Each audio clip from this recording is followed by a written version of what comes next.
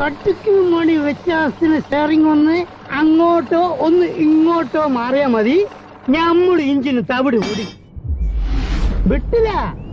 ഇൻഷാ പഠിച്ചോനെ നിങ്ങള് കാത്തോളി എന്നൊരൊറ്റ വിളിയാണ്.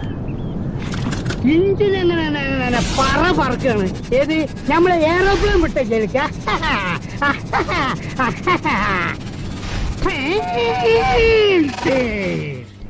ഒരൊറ്റ